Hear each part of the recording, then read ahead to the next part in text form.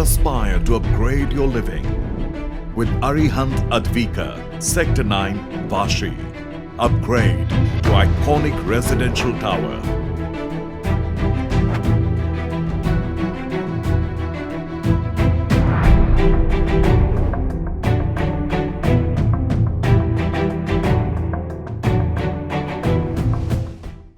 त्या 84च्या लढ्यामध्ये समोर गोळीबार होत होता, लाठीचार्ज होत होता आणि त्याला सामोरे माझा भूमिपुत्र जात होता.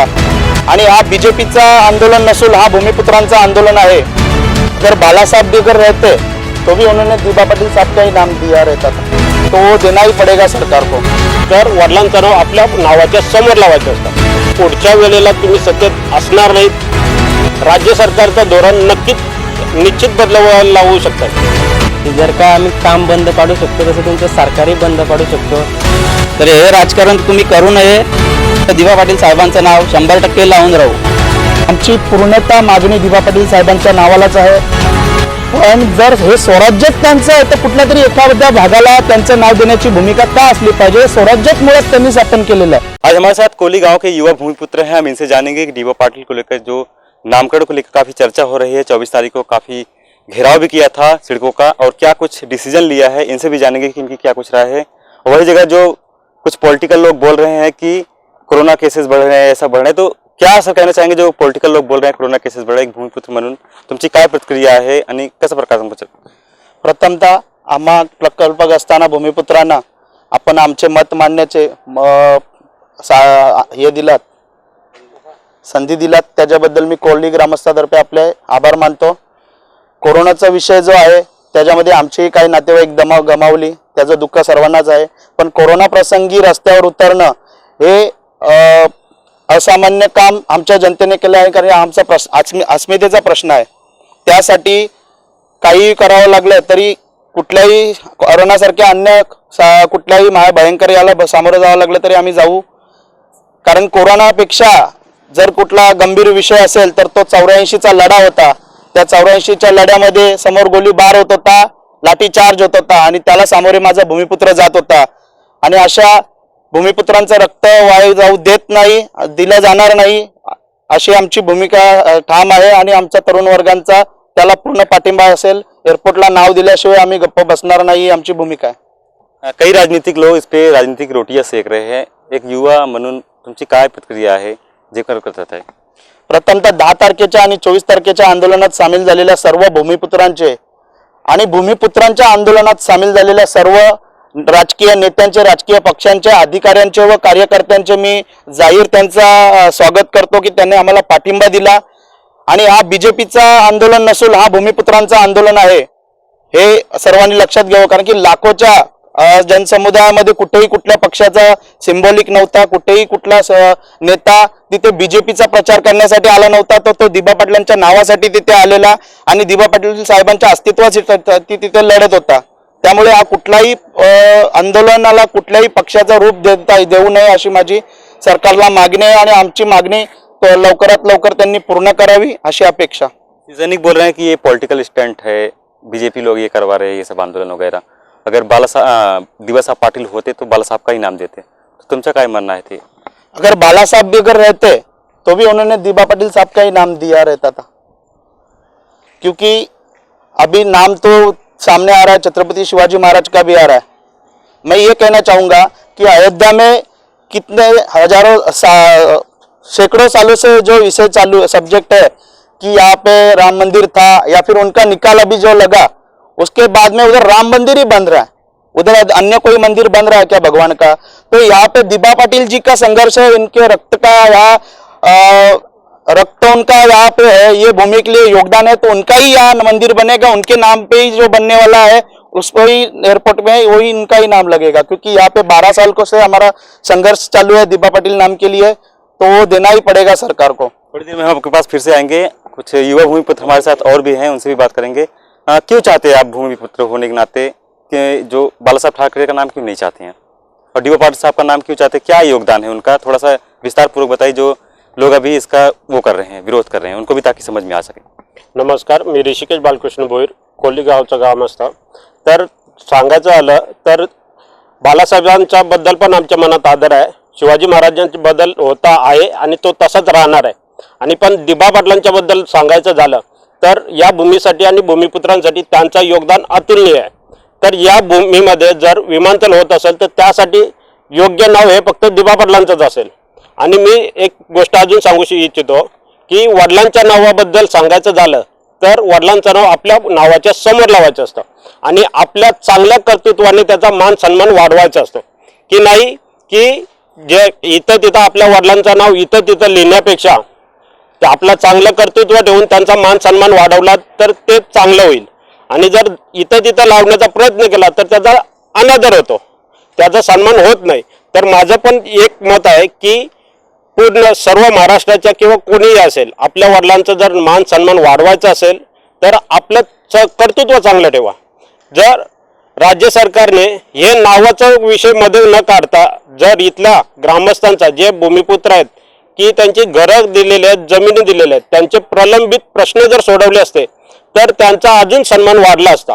तर माझी राज्य सरकारकडे एकच विनंती आहे की यांचे भूमिपुत्रांचे जे प्रलंबित प्रश्न आहेत, जसे टाटा पॉवरचे झाले, काहीकांचे घराचे बद्दल जे भूखंड मिळायचे होते ते भेटलेले नाही आहेत, ते जर प्रलंबित प्रश्न जर सोडवले तर नक्कीच इथला भूमिपुत्र तुमचा मान सन्मान ठेवील. अदरवाईज जशी सत्ता आज तुम्ही सत्तेत आहात ते पण जनतेच्या भरोश्यावर आहात, जनतेमुळे आहात. तर जनतेच्या जनभावनेचा जर तुम्ही आदर केला नाही तर पुढच्या वेळेला तुम्ही सत्तेत असणार नाहीत, हा आमचा विश्वास आहे. नक्कीच सिडको ने बहुत सारे पहले भी ऐसे काम नहीं किए भूमिपुत्रों को, तो आपको क्या विश्वास है कि इस बार हो जाएगा? क्योंकि बहुत सारे भूमिपुत्रों का अभी भी समस्या है, जैसे चाहे जमीन की लेके हो गई या फिर अन्य समस्याएं, तो किया है उन्होंने, नहीं किया अभी भी, तो क्या आपको लगता है विश्वास है की हो जाएगा? मराठीमध्ये सांगा तुम्ही काय तुमची म्हणणं आहे. तर आपल्या सिडकोने जेव्हापासून स्थापन झाले तोपासून इथल्या भूमिपुत्रांना फसवण्याचं काम केलेलं आहे. आणि याच्या अगोदरपासून जे पक्षाचे नेते होते, जे नेतृत्व करत होते, त्यांनी पण सिडकोच्या बाजूने करून दिशाभूल केलेली आहे पूर्ण भूमिपुत्रांची. तर हा जो कृती समिती आता नवीन स्थापन केली आहे जी आपल्या दिबा पाटलांच्या नावासाठी भांडत आहे, तर तीच याच्या पुढेही आपले नावाचा पण प्रश्न आपला सॉल्व्ह करू शकते आणि पुढेही आपले जे प्रलंबित प्रश्न आहेत ते सॉल्व्ह करू शकते, अशी माझी भावना आहे. आपको सरकार और सिडको पर भरोसा है क्या कि डी.वाय. पाटील साहब का नाम नक्की देंगे? जरी त्यांनी नाही दिला तरी इथले भूमिपुत्र एवढे आता पेटून उठलेले आहेत, एक संघटित झालेले आहे की ते राज्य सरकारचं धोरण नक्कीच निश्चित बदलावं लावू शकतात. तुमचे काय म्हणणं आहे? तुम्ही युवा भूमिपुत्र आहेत, आता सिडको प्रशासनाला काय तुमचे आवाहन आहे आणि सरकारला काय आव्हान? राज्य सरकार जे आहे नामकरण लिहून सरसरत आहे. नमस्कार, माझं नाव निखिल नाईक. जसं 24 तारखेच्या आंदोलनाला सर्व भूमिपुत्रांनी ठरवलं आहे की 15 ऑगस्ट नंतर जर एअरपोर्टला नाव नाही लागला तर काम बंद पाडू. ते 100% आम्ही बंदच पाडणार आणि ते तुम्हाला बघायला मिळणार आहेच. एवढंच बोलू शकतो, अजून मला काय बोलायचं नाही. तुमची काय म्हणणं आहे? युवा भूमिपुत्र आहात तुम्ही. मी एवढंच सांगेल की जर का आम्ही काम बंद पाडू शकतो तसं तुमचं सरकारही बंद पाडू शकतो. इतकी पॉवर दिबा पाटलां साहेबांच्या आशीर्वादाने इथल्या जनतेला आहे. तुमचं काय म्हणणं आहे युवा भूमिपुत्र म्हणून? आता तुम्ही 24 तारखेला सिडको घेराव आंदोलन केलं होता, पोलिसने परमिशन नाही दिली होती, तर पण केला, शांततापूर्वक केला. आता पुढचे काय कदम आहे तुमच्या? पोलीस परमिशन असो किंवा नसो, आमच्या ज्या भावना आहेत आम्ही त्या पूर्ण करूनच राहू. आम्ही येथील स्थानिक भूमिपुत्र प्रकल्पग्रस्त, जर आमच्या मागण्या या 2008 सालापासून आहेत तर हे राजकारणी हे आत्ता नवीन विषय नवीन नाव पुढे आणत आहेत. हे त्यांचं फक्त राजकारण चालू आहे. तर हे राजकारण तुम्ही करू नये, आमचा प्रकल्पग्रस्तांचा एवढाच म्हणणं आहे. आणि तुम्ही राजकारण करत असाल तर हे तुमचं राजकारण आम्ही नक्कीच पाडून आणू आणि आमच्या दिबा पाटील साहेबांचं नाव 100% लावून राहू. अभी आप लोगों ने इतनी संख्या में वहाँ पर घेराव किया था, विरोधक बोल रहे हैं कि अगर कोरोना केसेस बढ़ते हैं तो भूमिपुत्र ही जिम्मेदार होंगे, तो आप एक भूमिपुत्र होने के नाते किसको जिम्मेदार मानते हैं? कुछ ऐसा केसेस होते हैं तो? जेव्हा आम्ही 10 तारखेचा साखळी आंदोलन केला तेव्हा सुद्धा एक माणूस सुद्धा कोरोना केसेसमध्ये सापडला नाही. एवढ्या संख्येने लोक रस्त्यावर उतरलेले तेव्हा जर सापडला नाही. आणि आता जर तुम्ही नवीन नाव पुढे आणत असाल तर या कोरोनामध्ये तुमचाच तो मेन मुद्दा आहे का तुम्हीच हे मुद्दाम आम्हाला आंदोलन करायला भाग पाडताय. जर तुम्हीच हे राजकारण करत नसाल तर आम्ही सुद्धा रस्त्यावर उतरलो नसतो. याच्यासाठी जिम्मेदार सुद्धा सरकारच आहे. बहुत बहुत धन्यवाद. क्या लगता है अभी क्या कदम उठाने वाले हैं आप, क्योंकि 15 तारीख को डेट दिया है इन लोगों ने, सिडको प्रशासन ने, तो क्या कदम रहेगा आपला? आमची सरकारला मागणी आहे की आदरणीय दिबा पाटील हे 4 वेळा 5 वेळा आमदार होते, 2 वेळा खासदार होते, स्त्रीभुवन हत्या असा त्यांनी कायदा आणला आणि एवढं सर्व राजकीय कारकिर्दीत ते उच्च पदावर होते, तरी सुद्धा त्यांनी त्यांच्या मुलाला राजकारणात आणलं नाही. नाहीतर आजचा साधारण नगरसेवक जरी असेल तरी त्याच्या मुलाची लाखोची प्रॉपर्टी होते. आणि असा एकही भ्रष्टाचाराचा डाग नसलेला माझा दिबा पाटील साहेब, अशा जर नेत्याचं जर तुम्ही नाव देत नसाल किंवा अशा नेत्यांचा जर इतिहास कुठेतरी लपवण्याचं काम करत असेल हे सरकार, तर आम्हा देशवासियांची दुसरी शोकांतिका कुठली याच्यापेक्षा मोठी नसेल. आमची पूर्णतः मागणी दिबा पाटील साहेबांच्या नावालाच आहे. आणि छत्रपती शिवाजी महाराजांचं आता जे काही नाव पुढे केलं जात आहे राजकारणाच्या दृष्टिकोनातनं, मला एक विचारायचं आहे, छत्रपती शिवाजी महाराज हे अख्ख्या हिंदुस्थानाचे आराध्य देवस्थान आहेतच, पण जर हे स्वराज्यच त्यांचं आहे तर कुठल्या तरी एखाद्या भागाला त्यांचं नाव देण्याची भूमिका का असली पाहिजे? स्वराज्यच मुळात त्यांनी स्थापन केलेलं आहे. हे तुम्ही आमची कारकिर्दी नाही, याच्यासाठी मावळ्यांचं रक्त गेलेलं आहे, शिवाजी महाराजांनी मेहनत घेतलेली आहे, आणि तुम्ही सांगणारे कोण की एखाद्या भागाला किंवा एखाद्या विमानतळाला महाराजांचं नाव द्या?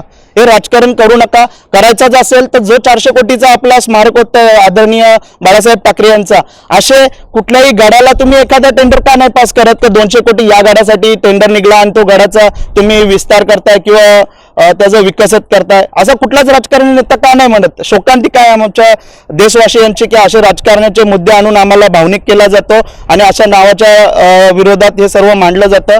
दिबा पाटील साहेबांचं नाव लागलं पाहिजे ही अशी आमची भूमिका आहे, आणि ते लावल्याशिवाय इथला प्रकल्पग्रस्त शांत बसणार नाही.